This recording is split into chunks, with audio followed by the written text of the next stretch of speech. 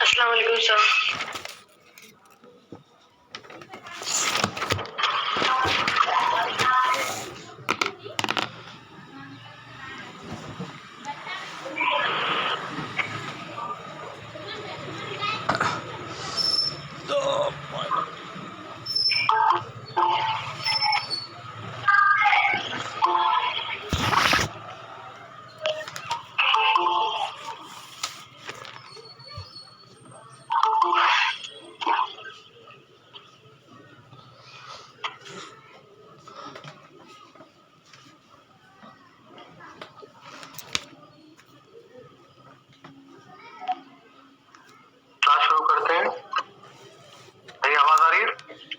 Yes sir.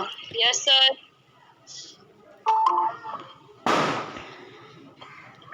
ठीक है।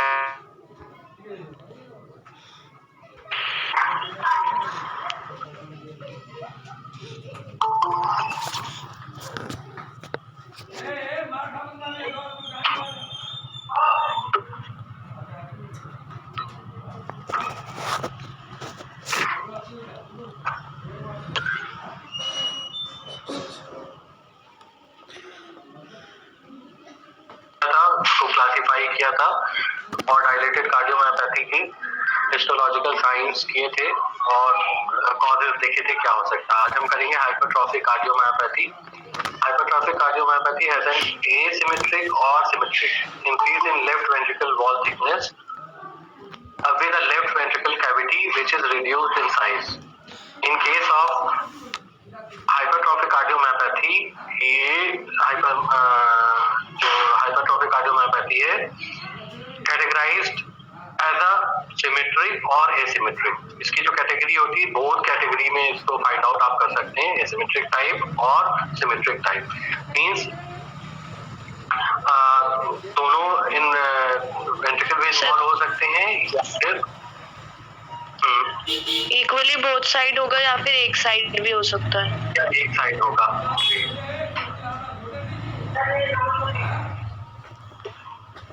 तो हाइपरट्रॉफिक कार्डियोमायोपैथी में जो mostly involve part of the heart है वो लेफ्ट वेंट्रिकल होता है। लेफ्ट वेंट्रिकल में हाइपरट्रॉफिक कार्डियोमायोपैथी होने की वजह से जो मस्कुलर वॉल है वो हाइपरट्रोफाइड हो जाती है। हाइपरट्रोफाइड होने का रिजल्ट है हाइपरट्रॉफी जो है वो रिजल्ट्स इन नैरोइंग और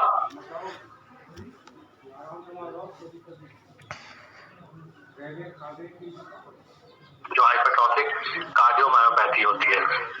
दूसरा ये है कि high proportion of cases are caused by mutation in gene coding for myofibril protein. Means the most important cause of hypertrophic cardiomyopathy is genetic disorder.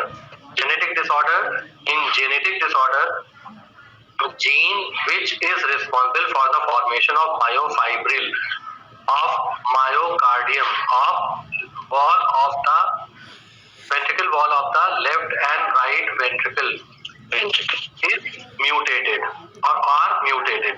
Means जो कि सबसे इम्पोर्टेंट कॉज है, सब फर्स्ट लेवल पे जिस कॉज को हम रखते हैं वो है genetic mutation. And this responsible for the formation or for the synthesis of myofibril, and these myofibril contribute in the formation of myocardium. तो वो जीन म्यूटेटेड हो जाते हैं जो कि रिस्पॉन्स है मायोफाइब्रिल के फॉर्मेशन के लिए, मायोफाइब्रिल के प्रोटीन के फॉर्मेशन के लिए, जो कि मायोफाइब्रिल में affected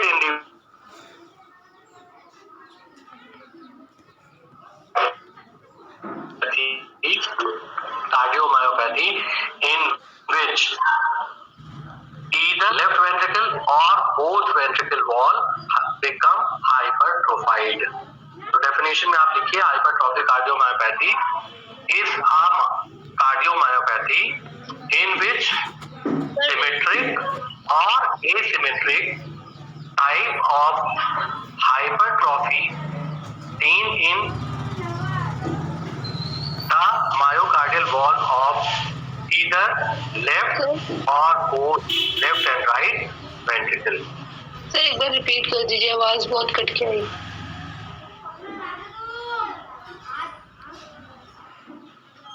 Is a cardiomyopathy in which either left ventricle or both ventricle wall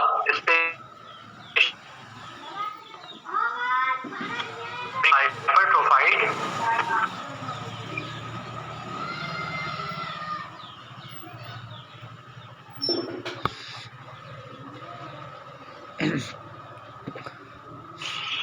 sir बीच बीच में आपकी आवाज चली जा रही है। यस सर, बहुत ब्रीफ हो रही है। Listen. hypertrophic cardiomyopathy is pathy in which either left ventricle or both ventricular wall become hypertrophied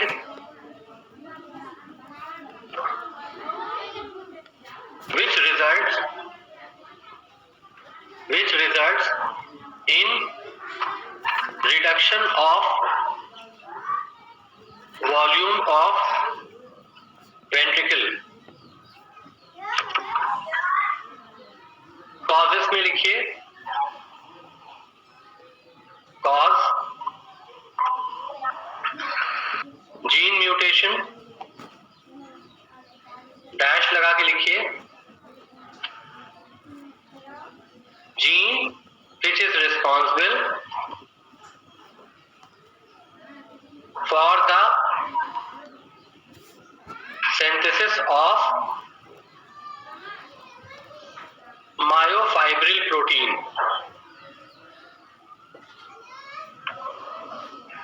फिर से एक बार सुन लीजिए, कॉज में mutation in gene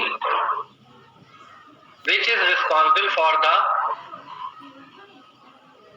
formation of myofibril protein.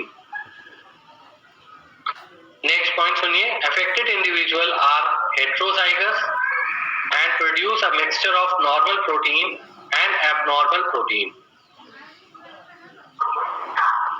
मतलब जिस पर्सन को हाइपरट्रॉफिक कार्डियोमायोपैथी होती है उसमें दोनों तरह के जीन मौजूद होते हैं। वो भी जीन होते हैं जो कि नॉर्मल मायोफाइब्रिल को भी बना सकते हैं और वो भी जीन होते हैं जो एबनॉर्मल मायोफाइब्रिल को बनाते हैं। The abnormal protein interfere with the organization of function of the myofibril within the myocyte, producing the histological features of myocyte dysarray. कहने का मतलब ये है कि जिस पर्सन को हाइपरट्रॉफिक कार्डियोमायोपैथी है उसमें दोनों तरह के जीन मौजूद हैं जो कि नॉर्मल मायोफाइब्रिल भी बनाएंगे और एबनॉर्मल मायोफाइब्रिल भी बनाएंगे।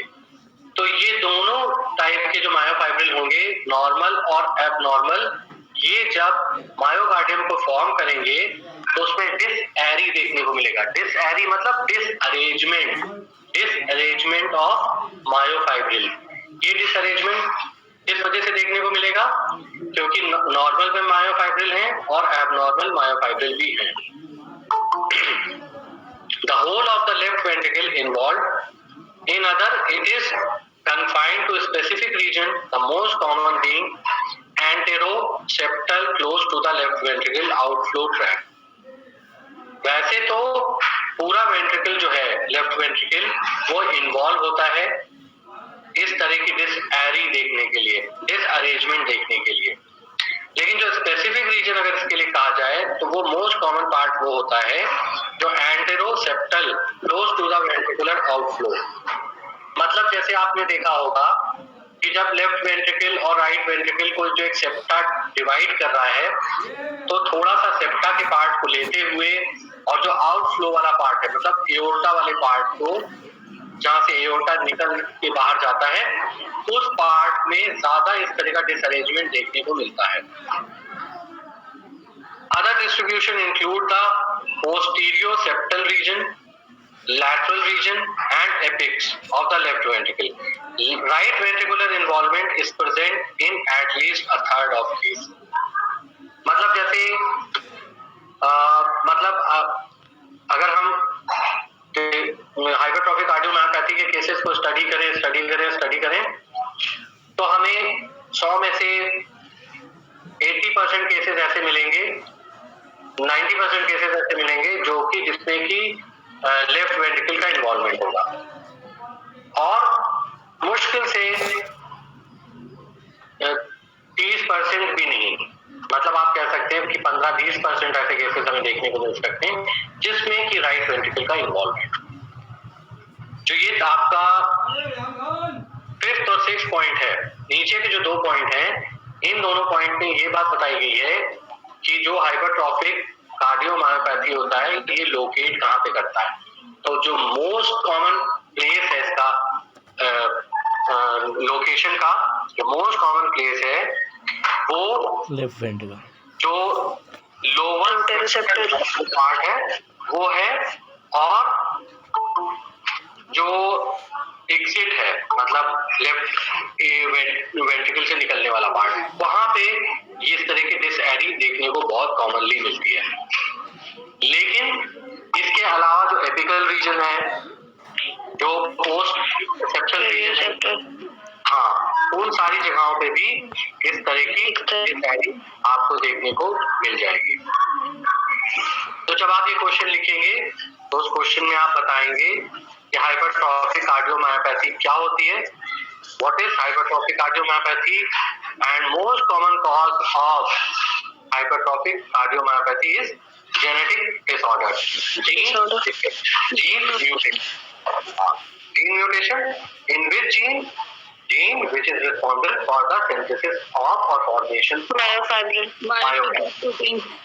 और जो जिस इंसान को, जिस आदमी को, जिस किसी को हाइपरट्रॉफिक कार्डियोमायोपैथी होती है उसमें दोनों तरह के जीन मौजूद होते हैं, क्योंकि हेट्रोजेनिक होता है, वो हेट्रोजाइगस होता है, तो उसमें दोनों तरह के जीन होते हैं, abnormal for abnormal synthesis of myofibril और normal synthesis of myofibril। तो उसमें की वजह से डिसएरे दिखता है, उसके वजह से डिसएरी देखने को मिलती है। समझ में आ रही बात? तो ये सारी बातें होने के बाद फिर आपको लोकेशन बतानी होगी कि कहाँ कहाँ पे हाइपरट्रॉफिक कार्डियोमायोपैथी लोकेट करती है। देखिए ये मायोफाइब्रिल है जो पैरेलली अरेंज्ड है। Hypertrophic cardiomyopathy in section stain to show the myofibril structure blue in the normal myocardium A, जो ये वाला ए है इसमें नॉर्मल मायोकार्डियम है, the myocyte are arranged in parallel and within the myofibril are parallel in long axis of the cell. Regular cross stration are seen. Myocyte dysury in case of hypertrophic cardiomyopathy with the cell arranged in polar around foci of connective tissue. यहाँ पे देखिए ये सारा है, इसमें ये जो myofibril है, ये जो आपको ब्लू वाले डार्क ब्लू दिख रहे हैं, ये सारे जो है नॉर्मल हैं, ये नॉर्मली अरेंज होने की कोशिश कर रहे हैं, लेकिन इसके बीच में ये सारे जो मायोफाइब्रिल हैं ये सारे ये डिसऑर्डर कॉज करें, तो इसका जो इनका अरेंजमेंट है वो डिसऑर्गेनाइज्ड हो गया। अच्छा, आप सोचते हैं कि जब डिसऑर्गेनाइज हो गया तो क्या प्रॉब्लम होगी, क्या प्रॉब्लम होगी अगर डिसऑर्गेनाइज्ड हो गया? इलेक्ट्रिकल एक्टिविटी जो है उसका फेलियर हो जाएगा, कंडक्शन की प्रॉब्लम हो जाएगी, क्योंकि मायोसाइट्स का, मायोफाइब्रिल का आपने कैरेक्टरिस्टिक फीचर देखा होगा कि वो एक दूसरे से कनेक्टेड होते हैं और एक साथ कॉन्ट्रैक्ट होते हैं और एक साथ रिलैक्स होते हैं। तो इनमें जो कंडक्शन है वो गड़बड़ हो जाएगा, कोई इधर भागेगा, कोई इधर भागेगा, कोई इधर भागेगा, कोई इस तरह से अपने को कॉन्ट्रैक्ट करने की कोशिश करेगा, कोई उस तरह से करने की कोशिश करेगा। आप लोग सब लोग क्लास में आते हैं तो हम सबको चेयर जो सीक्वेंस में सीरियल में अरेंज होती है उसके ऊपर आप बैठते हैं, जैसे आपको ब्लैक बोर्ड दिखता है, जैसे आपको जो लेक्चर दे रहा होता वो दिखता है। लेकिन अगर डिसऑर्गेनाइज्ड वे में आपकी सारी चेयर रखी हो और आप बैठे हो तो किसी का मुंह पीछे की तरफ होगा, किसी का आगे की तरफ होगा, किसी के विंडो की तरफ होगा, तो आपको वो चीजें ना तो प्रॉपर्ली सुनाई देंगी ना प्रॉपर्ली दिखाई देंगी।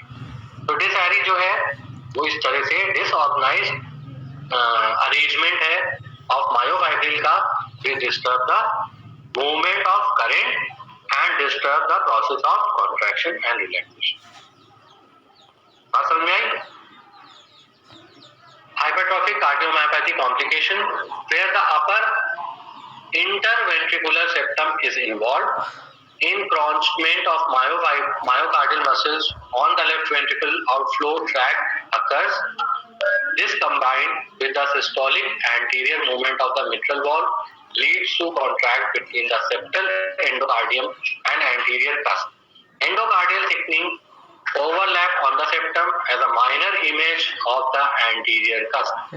ये चीज जो लिखी है ये आपको याद करने की जरूरत नहीं है, बस आप इतना कहिए कि जो इंट्रावेंट्रिकुलर सेप्टम है और जो आउटलेट है लेफ्ट वेंट्रिकल का, अगर उसके बीच में डिसहैरी लोकेट कर रही है तो जो उसका कॉन्ट्रैक्शन है, उस डिसहैरी का जो कॉन्ट्रैक्शन है, ये नॉर्मल पार्ट जो वेंट्रिकल का है उसके कॉन्ट्रैक्शन से अलग होगा, जिसकी वजह से opening and closing of aortic valve जो है वो डिस्टर्ब हो जाएंगे।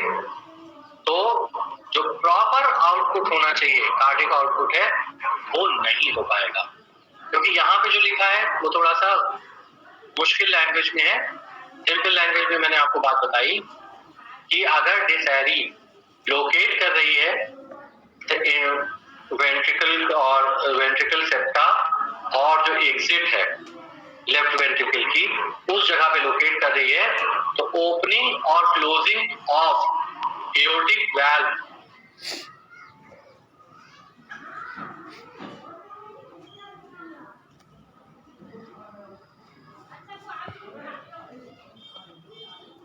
उससे आउटपुट पे इफेक्ट पड़ेगा, कार्डियक आउटपुट धीरे धीरे कम होता जाएगा। बात समझ में आ रही है? इसलिए डिसहैरी इस तरह से कॉम्प्लिकेशन पैदा करती है। The anterior cusp of the mitral valve develop fibrosis caused by the mechanical trauma and incurs a risk of bacterial endocarditis. जब एक कस्प जो है वो खिंच जाएगा अलग तरफ और बाकी कस्प जो है वो दूसरे वेंट्रिकल के कॉन्ट्रैक्शन के साथ काम करेंगे, तो जो ब्लड फ्लो है वो बार बार इस वाले एंटीरियर कस्प के ऊपर इसके प्रॉपर खुल ना पाने की वजह से या इम्प्रॉपर खुलने और बंद होने की वजह से इसके ऊपर धक्का मारेगा, जिसकी वजह से ये कस्प है ये खराब हो जाएगा। कस्प खराब हो जाएगा, खराब होने की वजह से, ट्रॉमा की वजह से इसमें स्कारिंग शुरू हो जाएगी, फाइब्रोसिस शुरू हो जाएगी और इसकी इंजरी की वजह से जो एंडोकार्डाइटिस है, जो interior internal membrane of heart है, उसमें इंफेक्शन हो सकता है। The gene which cause hypertrophic cardiomyopathy can be associated with dysplastic changes in small intramyocardial arteries, significantly reducing the lumen size. These changes may play a role in causing angina and are associated with increasing fibrosis, which over the year may alter the ventricular shape and hypertrophic cardiomyopathy to become more like dilated cardiomyopathy. कहने का मतलब ये है कि जो blood vessels myocardium को blood supply कर रही है वो इस एरी की वजह से या तो कंप्रेस हो जाएंगी या खिंच जाएंगी या डायलेट हो जाएंगी, जिसकी वजह से प्रॉपर जो ब्लड सप्लाई मायोकार्डियम को पहुंचना चाहिए वो नहीं पहुंच पाएगी। जिस तरह से इस्केमिक डिजीज में होता है आर्टेरियोस्क्लेरोसिस के टाइप में होता है, उसी तरह से मायोकार्डियम को ब्लड नहीं पहुंचेगा। मायोकार्डियम जो है वो फाइब्रोज्ड हो जाएगी, उसकी फाइब्रोसिस स्टार्ट हो जाएगी और फाइब्रोसिस स्टार्ट होने की वजह से धीरे धीरे जो हाइपरट्रॉफिक कार्डियोमायोपैथी है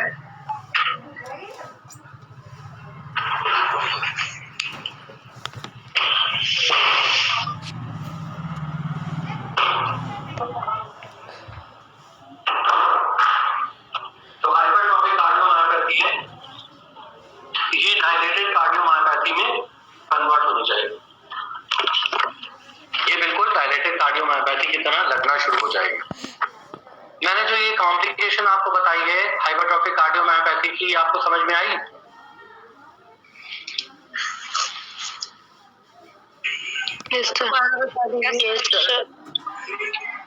देखिए, जो हाइपरट्रॉफिक कार्डियोमायोपैथी होती है, इस मायोपैथी की जो कॉम्प्लिकेशन है उसमें जो डिसएरी है या जो डिसअरेंजमेंट है मायोफाइब्रिल का, वो जो मोस्ट कॉमन एरिया था उसी को लेकर हम कॉम्प्लिकेशन के ऊपर बात कर रहे हैं कि जो सेप्टल पार्ट है और जो एग्जिट पार्ट है लेफ्ट वेंट्रिकल का, अगर वहां पे डिसएरी वहां पे डिसएरी लोकेट कर रही है तो वो एंटीरियर कस्प जो है माइट्रल वाल्व का उसको खराब करेगी और इसी तरह से जो एओर्टिक वाल्व है उसके कस्प को भी खराब करेगी। तो माइट्रल वाल्व के अगर कस्प को खराब करती है, उसकी फाइब्रोसिस होती है, तो इफेक्ट क्या होगा कि माइट्रल वाल्व के अगर कस्प खराब होगा तो जो ब्लड की एंट्री है, जो आउटपुट लेफ्ट एट्रियम से लेफ्ट वेंट्रिकल में होना चाहिए, उसके ऊपर इफेक्ट आएगा, वो कम हो जाएगा क्योंकि कस्प जो है वो फाइब्रोज्ड हो गया। और अगर इसी तरह से ये डिसएरी जो है वो अगर एओर्टिक वाल्व के ऊपर इफेक्ट डालती है तो कार्डियक आउटपुट कम हो जाएगा। और दूसरी बात यह है कि ये जो डिसएरी अगर डिसेमिनेटेड टाइप है, मतलब पूरे वेंट्रिकल में इस तरह से लोकेट कर रही है कि जो वेंट्रिकल की मायोकार्डियम है उसके ऊपर अगर इफेक्ट डाल रही है तो जो ब्लड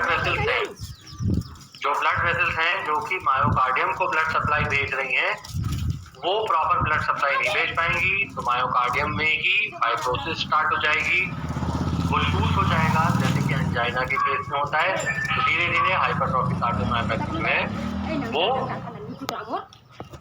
कन्वर्ट हो जाएगी डायलेटेड कार्डियोमायोपैथी। हाँ, यहाँ पे एओर्टिक वाल्व का इन्वॉल्वमेंट नहीं लिखा है, यहाँ पे ज्यादातर माइट्रल वाल्व का इन्वॉल्वमेंट लिखा है, लेकिन आप एओर्टिक वाल्व को अगर डिसएरी लोकेट कर रही है तो वो एओर्टिक वाल्व के ऊपर भी इफेक्ट आता है। जैसे यहाँ मिट्रल वाल्व का एग्जांपल दिया गया है। और यहाँ तो मतलब कहने का ये है कि जो एंट्री ब्लड की है लेफ्ट एट्रियम से लेफ्ट वेंट्रिकल में उसके ऊपर इफेक्ट आएगा और जो एग्जिट है लेफ्ट वेंट्रिकल से पूरी बॉडी में उसकी कॉम्प्लिकेशन एंटीरियर कस्प है माइट्रल वाल्व का वो बिगड़ जाएगा, खराब हो जाएगा, उसमें फाइब्रोसिस ट्रॉमा हो जाएगा और एंडोकार्डाइटिस भी डेवलप हो जाएगी। तो लिख लीजिए कॉम्प्लिकेशन ऑफ हाइपरट्रॉफिक कार्डियोमायोपैथी। कम भी रहना है, पूरा तो वावा है ना।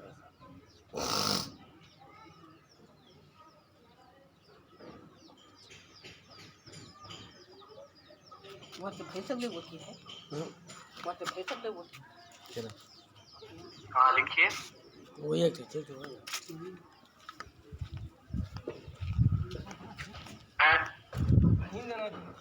fibrosis of anterior cusp of mitral valve.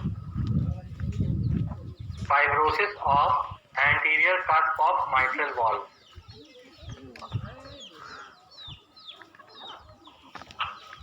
Second complication लिखिए बैक्टीरियल एंडोकार्डाइटिस। सर एक बार रिपीट और कर दीजिए, आवाज नहीं आई। अच्छा, पहला वाला fibrosis of anterior cusp of the mitral valve. Fibrosis of anterior cusp of mitral valve. दूसरा लिखिए bacterial endocarditis,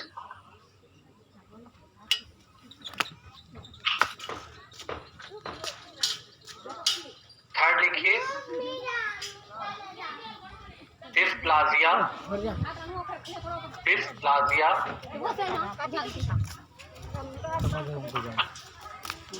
of intramyocardial artery,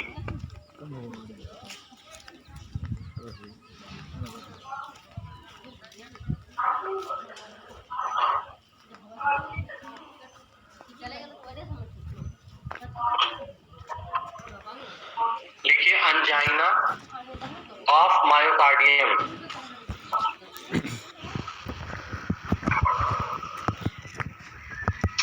angina of myocardium,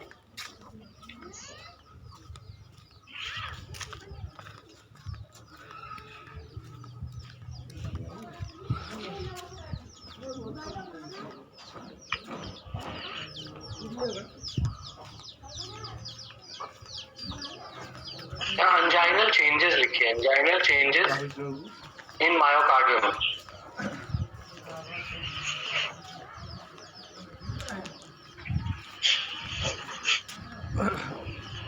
देखिए alteration in ventricular shape,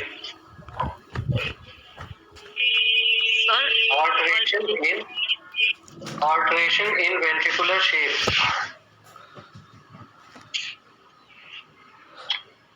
alteration in ventricular shape,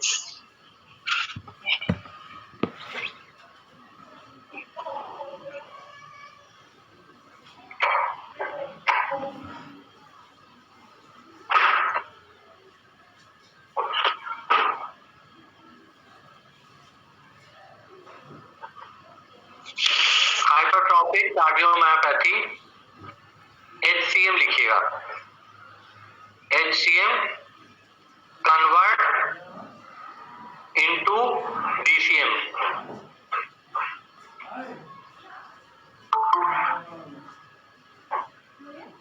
HCM convert into DCM। तो ये सारी complication है। अब आपको उस वाली पैराग्राफ को पढ़ के कंफ्यूज होने की जरूरत नहीं है, और अब आप सीधे से कॉम्प्लिकेशन को, हाँ, dilated cardiomyopathy, HCM convert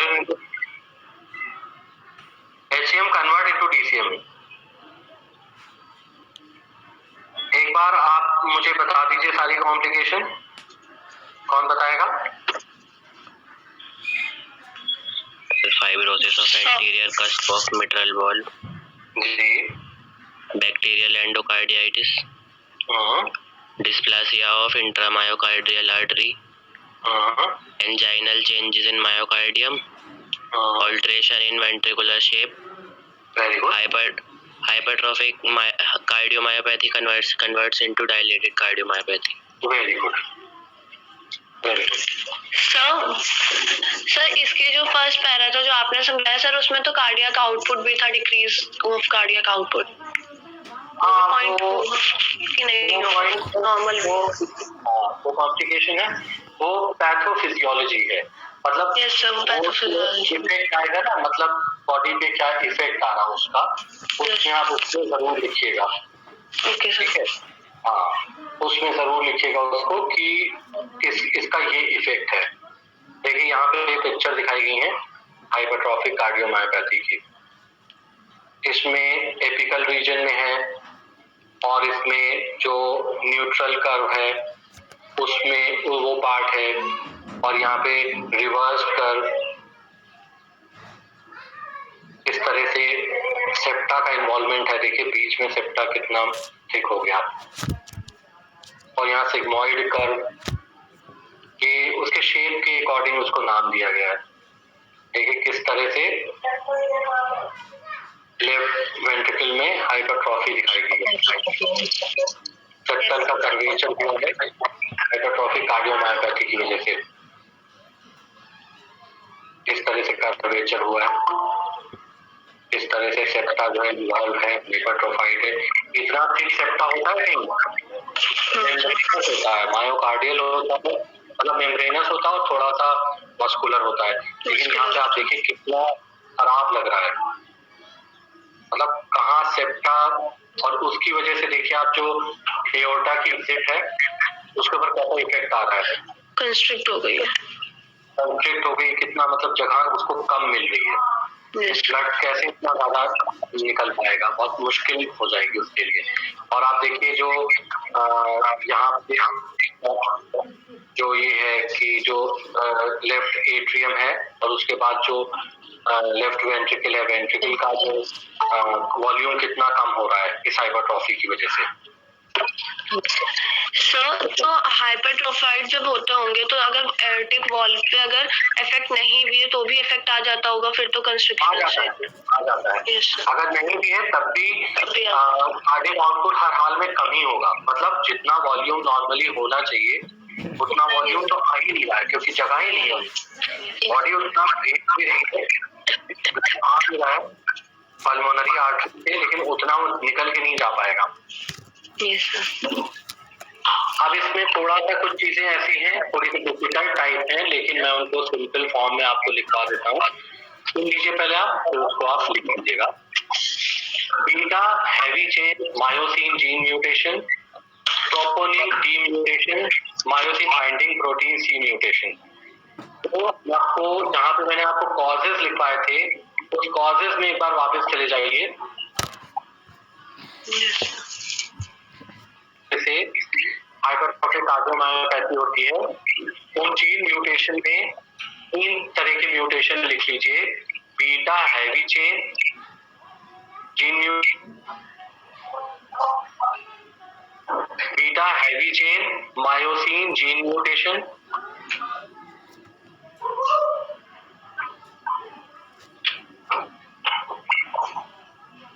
beta heavy chain myosin gene mutation.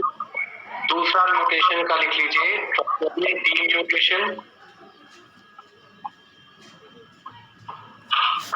तीसरा लिख लीजिए myosin binding protein C mutation. अगर आप हाइपरट्रोफिक कार्डियोमायोपैथी के कॉजेज आपसे पूछने जा रहे हैं एग्जाम में, और कॉजेज में आप अगर एग्जाम्पल देते हैं कि कॉजेज में पॉइंट लिखते हैं कि gene mutation is the most common cause of hypertrophic cardiomyopathy, तो आपको उसके एग्जाम्पल देने पड़ेंगे कि कौन कौन से कॉजेज हैं हाइपरट्रोफिक कार्डियोमायोपैथी के, मतलब म्यूटेशन कौन कौन से टाइप के म्यूटेशन है। तो first beta heavy chain myosin mutation, troponin D mutation और मायोसिन बाइंडिंग प्रोटीन म्यूटेशन। इनके बारे में लिखने की जरूरत नहीं है, इनके बारे में मैं थोड़ा सा आपको बता देता हूँ। Left ventricle outflow obstruction, left ventricle outflow obstruction is a feature of beta heavy chain myosin mutation। अगर beta heavy chain myosin gene mutation है तो ये आउटफ्लो है उसको ऑब्स्ट्रक्ट कर देगा।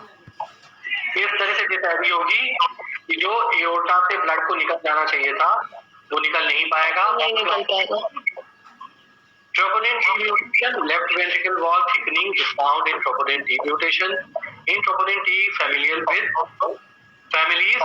the left ventricle mass may not be raised and the left ventricle wall thickness may be normal, yet there is a myocyte dysuria and a risk of sudden death। कहने का मतलब ये है कि अगर पेशेंट की एक दिन अचानक हार्ट अटैक से डेथ हो जाती है, बुलाया जाता है, बुलाया जाने के बाद पोस्टमार्टम होता है, पोस्टमार्टम का साइन जो है अगर आप उसमें जाके हार्ट का क्रॉस सेक्शन काटते हैं और सेक्शन में उसकी मायोकार्डियम की स्लाइड बनाते हैं और देखते हैं, तब आपको पता लगता है कि जो कॉज है ये हाइपरट्रोफिक कार्डियोमायोपैथी की वजह से है और ये हाइपरट्रोफिक कार्डियोमायोपैथी जो है उसका कॉज है डिसहैरी, और इस डिसहैरी का कॉज है ट्रोपोनिन डी म्यूटेशन। इस ट्रोपोनिन डी म्यूटेशन में आपको जो मायोकार्डियम है वो हाइपरट्रोफाइड नहीं दिखेगी, बिल्कुल भी दीवार मोटी नहीं दिखेगी, लेकिन उसके क्रॉस सेक्शन में आपको डिसहैरी देखने को मिलेगा। इसी वजह से पेशेंट की सडन कार्डियक अरेस्ट और myosin binding protein C mutation is also cause hypertrophic cardiomyopathy without sir outflow obstruction का मतलब क्या है? आउटफ्लो ऑब्स्ट्रक्शन मतलब ये जहाँ पे ब्लड हार्ट से बाहर निकल रहा है, एओर्टा, उस जगह पे बहुत ज्यादा रुकावट हो। Okay sir. हाँ, अब आपको तीनों समझ में आ गए कि अगर जीन म्यूटेशन है तो आउटफ्लो ऑब्स्ट्रक्शन में रुकावट पैदा करेगा, अगर ट्रोपोनिन म्यूटेशन है तो यहाँ पे कार्डियक अरेस्ट से पेशेंट का डेथ हो जाए, में सर दिखाई देगा। और अगर आप फिजियोलॉजिकल साइन देखेंगे तो उसमें डिसैरी होगी और मायोसिन की वजह से का म्यूटेशन होता है, तो ये म्यूटेशन विदाउट आपको हाइपरट्रॉफिक के बिना ही इस तरह का मोहसिन डिसैरी बाबू मोहसिन। वाली म्यूटेशन में भी। कम नहीं है इसको कैसे पता चलेगा? इसका पता ऐसे चलेगा कि जब हार्ट क्लियर में जाएगा और कार्डियक आउटपुट कम होगा तो पेशेंट डॉक्टर के पास आएगा, डॉक्टर जो है उसको ये उसे क्या कहते हैं, क्या हुआ सामने इकोकार्डियोग्राफी इकोकार्डियोग्राफी इकोकार्डियोग्राफी में भी ये फाइंडिंग होगी कि हार्ट में जा रहा है, इसका कॉज क्या है, तो हम मायोकार्डियम की बायोप्सी करेंगे। मायोकार्डियम की बायोप्सी देखने के बाद जेनेटिक एग्जामिनेशन होता है तो बता देगा कि यहाँ पे जो म्यूटेशन है वो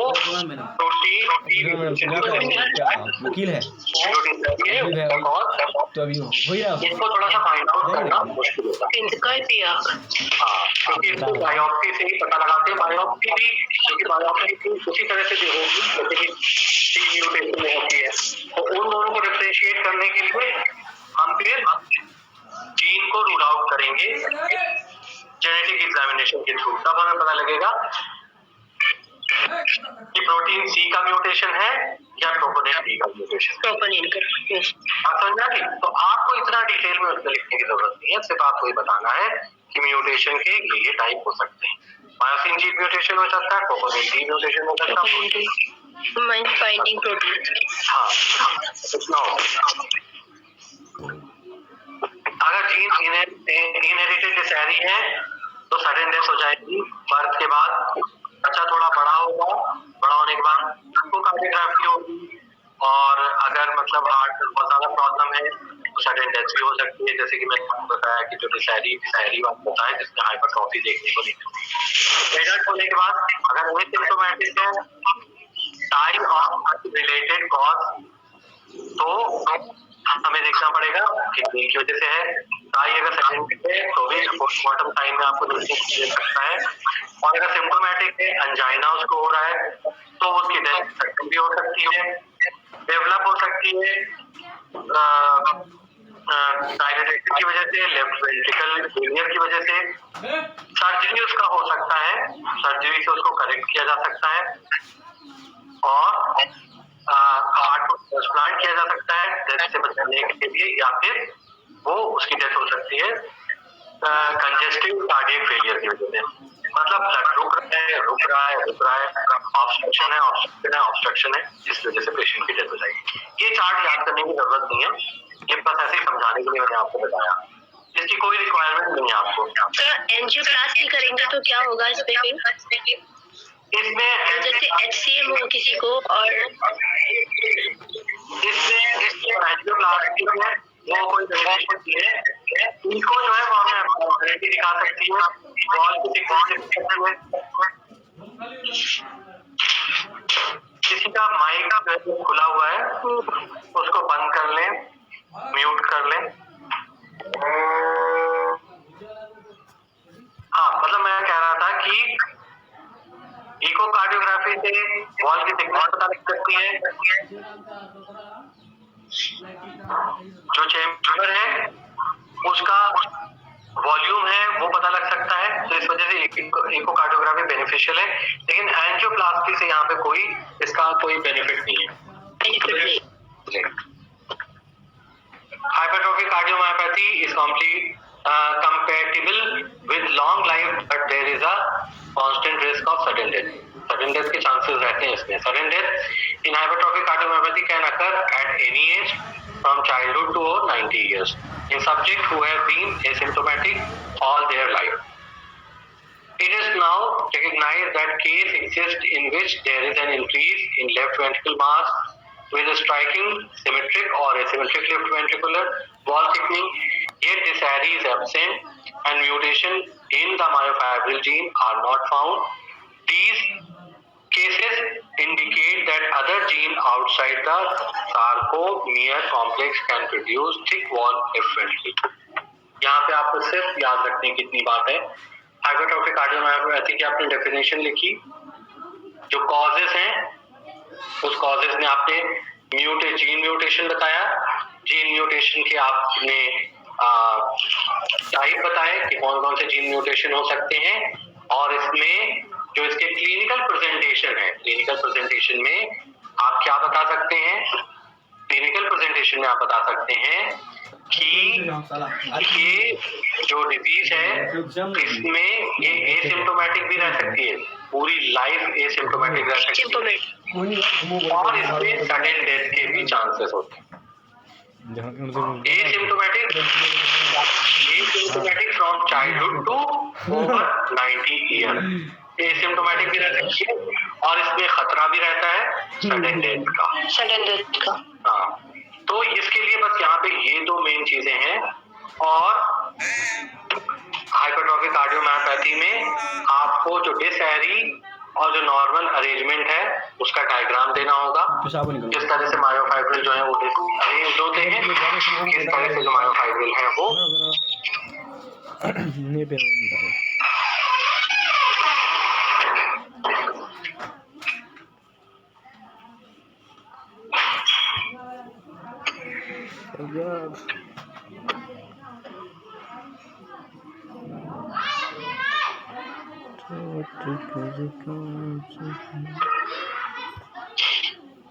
यहाँ पे एक और आपको डिसएरी का यहाँ पे डायग्राम दिया हुआ है।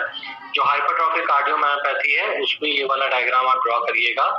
नॉर्मल हार्ट तो चाहे मत बनाइएगा, एबनॉर्मल हार्ट का बनाइएगा जिसमें कि वॉल थिक है, और ये हिस्टोलॉजिकल जो साइन अगर पूछा जाएगा, हिस्टोलॉजिकल साइन बहुत इंपॉर्टेंट है। हाइपरट्रोफिक जो जितनी भी मायोपैथीज हैं उसमें हिस्टोलॉजिकल साइन मैं जरूर देखता हूँ एग्जाम में, आपको जरूर लिखना चाहिए और जरूर उसको ड्रॉ करना चाहिए। Earliest histological change are myocyte disorganization, dysentery, which is widespread throughout the left or and to a less extent in the right ventricle. The interventricular septum demonstrate myopathy, the hallmark of hypertrophic cardiomyopathy. अगर ये डिसएरी जो है वो septa में locate कर रही है तो ये हॉलमार्क साइन है, मतलब बहुत इंपॉर्टेंट साइन होता है हाइपरट्रोफिक कार्डियोमायोपैथी। ठीक है, और हिस्टोलॉजिकल चेंज की साइड पे बनाएंगे। रिस्ट्रिक्टिव कार्डियोमायोपैथी अब हम करते हैं, थोड़ा सा 5-7 मिनट और क्लास लेंगे। Restrictive cardiomyopathy in which the left ventricle is nearly normal in shape but there is a failure of myocardium to relax and in diastole is one form of cardiomyopathy where cardiac biopsy may help.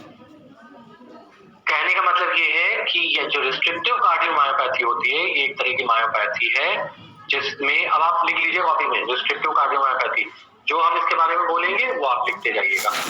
तो restrictive cardiomyopathy is a cardiac myopathy in which the left ventricle is nearly normal in shape. The left ventricle is nearly normal in shape, but there is a failure of myocardium. The myocardium to relax in diastole. मतलब जो इसकी definition है वो हमें क्या बता रही है कि कॉन्ट्रैक्शन तो जबरदस्त तरीके से करवाया जाता है बट रिलैक्सेशन नहीं हो पाता।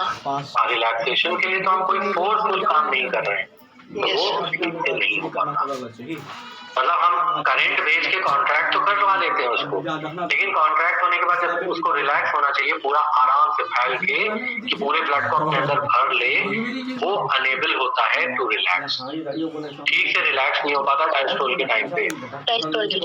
हाँ, और लिख लीजिए डायग्नोसिस लिख के यहीं पे लिख लीजिए, मेंशन कर लीजिए कि इसके लिए जो बेस्ट डायग्नोस्टिक टूल है, तो बेस्ट डायग्नोस्टिक टेस्ट है वो है कार्डियक बायोप्सी। कार्डियक बायोप्सी बहुत अच्छा इसके लिए टेस्ट। क्यों कार्डियक बायोप्सी, आगे हम बात करते हैं। The most common form of myocardial amyloid, जो इस रिस्ट्रिक्टिव कार्डियोमायोपैथी का जो मेन मोस्ट कॉमन कॉज है वो एमाइलोइडोसिस डिजीज होती है। एमिलॉइड एक प्रोटीन है, ये एक केमिकल सब्सटेंस है जो मेटाबॉलिक डिसऑर्डर की वजह से बॉडी में इतना ज्यादा बन जाता है कि ये मसल्स में डिपॉजिट होना शुरू हो जाता है। तो मायोकार्डियल अमाइलॉइड ये या मायोकार्डियल अमाइलोइडोसिस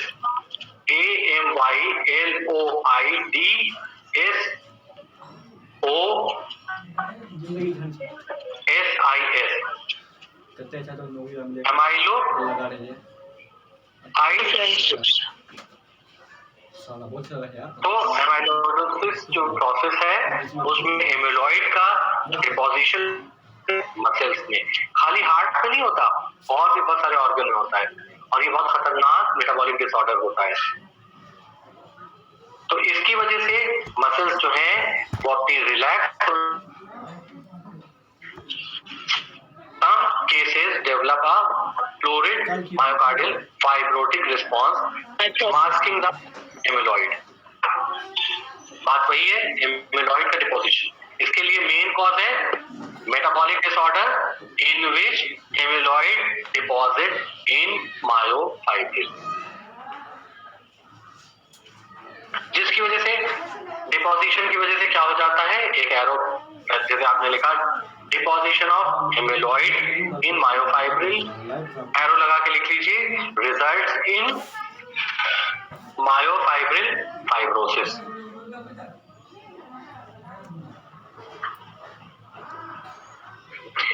जो सेकेंड कॉज है वो कॉज है डिफ्यूज पेरीमायोसाइट फाइब्रोसिस। जो दूसरा कॉज है वो है डिफ्यूज डिपोजिशन ऑफ हेमोलाइट्स का रिजल्ट इन मायोफाइब्रिल फाइब्रोसिस। दूसरा जो कॉज है वो है पेरी मायोसाइट फाइब्रोसिस, मतलब जो मसल की सेल है उसके चारों तरफ फाइब्रोसिस हो जाएगी, तो वो फाइब्रोसिस मसल फाइबर को अच्छी तरह से फैलने नहीं देगी, मतलब एक हार्ड सी कवरिंग बन जाएगी, जिसकी वजह से वो शक्ति, जब करंट आएगा तो कॉन्ट्रैक्ट तो हो जाएगी लेकिन रिलैक्स नहीं हो पाएगी। तो दो कॉजेस हो गए। पहले कॉजेस क्या है, deposition of amyloid in muscle fibre conversion into fibrotic muscle fibre, ठीक है। दूसरा पेरी मायोसाइट फाइब्रोसिस, मसल्स के चारों तरफ फाइब्रोसिस। रिस्ट्रिक्टिव कार्डियोमायोपैथी जो पैथी है उसके बहुत सारे कॉजेस हैं, जिसमें से अमाइलॉइडोसिस, मैंने अभी आपको बताया था, amyloidosis, sarcoidosis, haemochromatosis, glycogen storage disease. Sarcoidosis भी होता है, एक डिजीज होती है, इसमें भी किसी केमिकल का डिपोजिशन होता है, मैं आपको बता दूंगा अगली क्लास में। इसमें पहले वाले में जिसमें रेड स्टेनिंग है, इसमें एमिलॉइड का डिपोजिशन होता है, ये जो डॉटेड डिपोजिशन है ये सार्कोइडोसिस में होता है। हीमेटोक्रोमैटोसिस में होता है जब जरूरत से ज्यादा आयरन होता है, जरूरत से ज्यादा हीमोग्लोबिन होता है, तो वो जो आयरन जरूरत से ज्यादा बॉडी में हो जाता है वो फिर जाके मसल्स में डिपॉजिट होता है, तो उसको कहते हैं हीमोक्रोमैटोसिस। और जब ग्लाइकोजन जो है वो ग्लूकोज में कन्वर्ट ना हो तो फिर एक्स्ट्रा अमाउंट का जो ग्लाइकोजन है वो मसल्स में डिपॉजिट होने लगता है, जिसको कहते हैं ग्लाइकोजन स्टोरेज डिजीज। तो इस तरह से अगर जो ग्लाइकोजन है वो मायोफाइब्रिल में, मायोसाइट्स में इकट्ठा होगा तो उसको कहेंगे glycogen storage disease induced restrictive cardiomyopathy. तो टाइप लिख लीजिए, टाइप्स ऑफ रिस्ट्रिक्टिव कार्डियोमायोपैथी।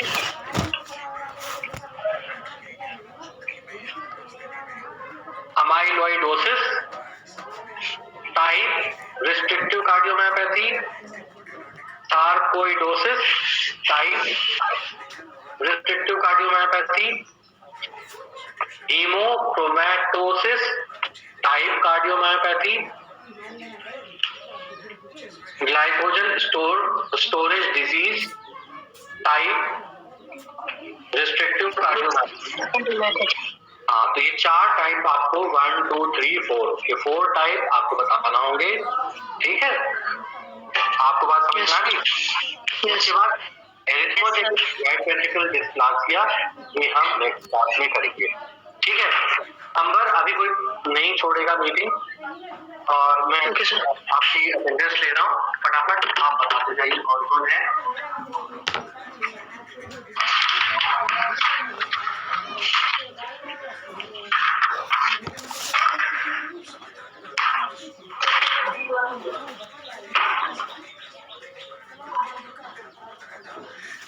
आज 26 है। Yes sir.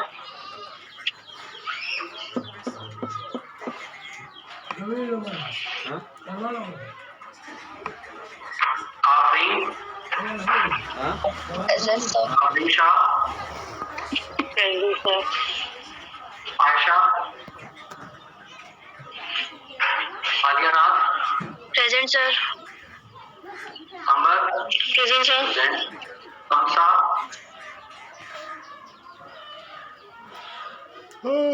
Arifa Shakeel, present sir. Atifa Khan,